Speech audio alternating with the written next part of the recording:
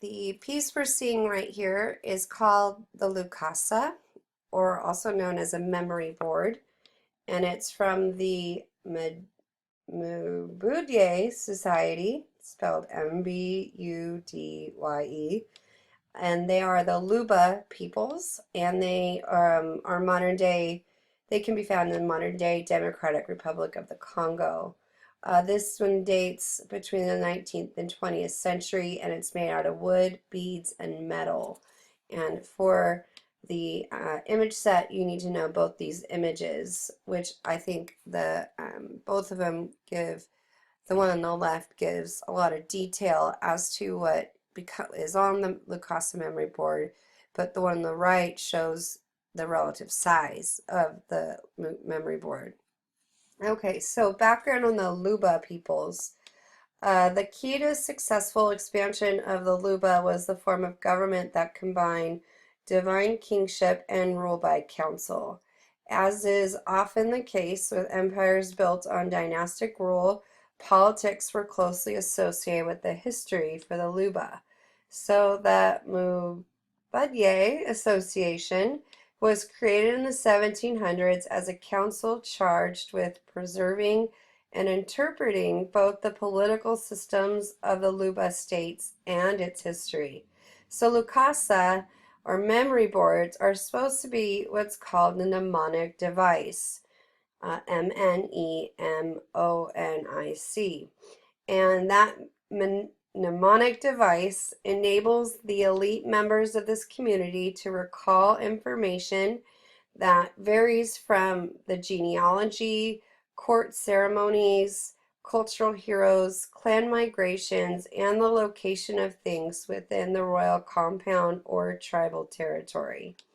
A Lukasa might also map out spirit capitals or palaces of deceased rulers abandoned by new kings to become receptacles for the former king's memories.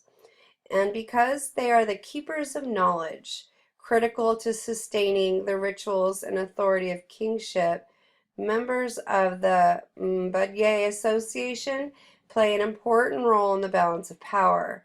The close association of the Lukasa with rulership is attested to by the back of the board, which is carved to resemble a tortoise. So you can kind of see that on this picture over here.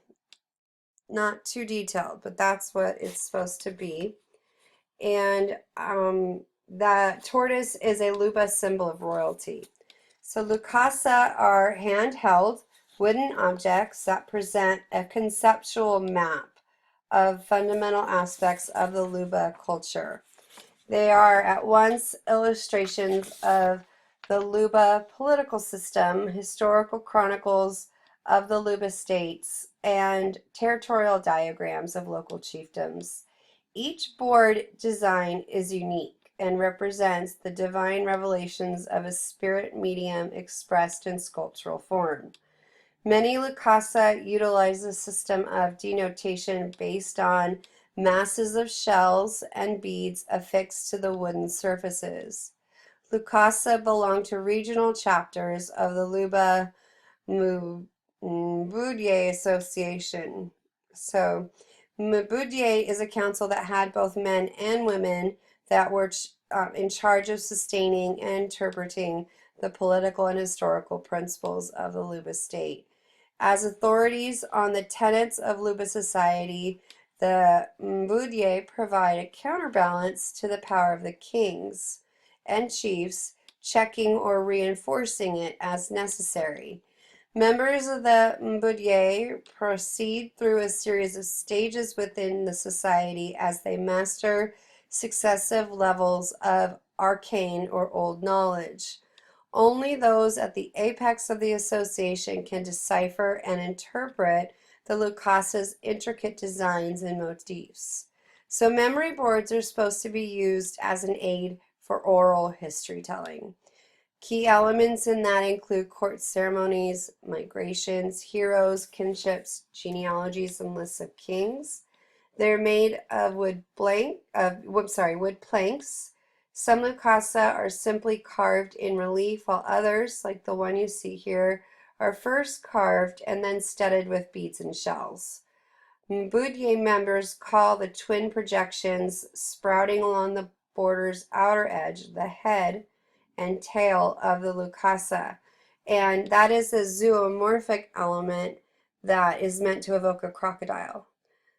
Um, let's see, there's also an animal equally at home, with the crocodile's an animal equally at home on land and water.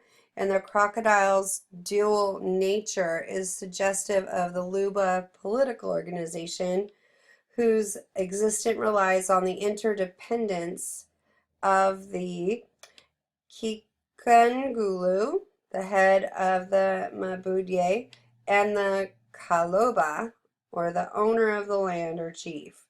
More detailed information is conveyed on the front and back of the board. All the elements of the board carry symbolic meaning, as do their placement in relationship to one another. On the Lukasa's inside surface, or the front, human faces would represent chiefs, historical figures, and Mabudye members. The rectangular and circle and ovoid elements denote organizing features within the chief's compound and the association's meeting house and grounds. Its outside surface displays incised chevrons and diamonds representing the markings on a turtle's shell. These are in reference to Lolo Inanombe, the founding ancestress who exists in the form of a turtle. And it constitutes a symbol of the vaulted lineage of the Luba peoples. The motifs are said to evoke Kitenta, or spirit capitals that house the tombs of the divine kings, so that the same surface also provides a map of the physical and religious geography of the region. So reading, quote unquote reading, the Lukasa involves holding the board in the left hand, as you're seeing in the picture on the right, and it traces the designs and symbols with the right forefinger. To read a Lukasa demands much more than verbalizing static meaning conveyed through visual signs. Instead, it calls for interpreting of those symbols as they relate not only to the past but also to the present. The ability to decipher and interpret the markings of Lukasa therefore requires extensive training and is the exclusive domain of those individuals who have passed the highest levels of the Mabudye Association.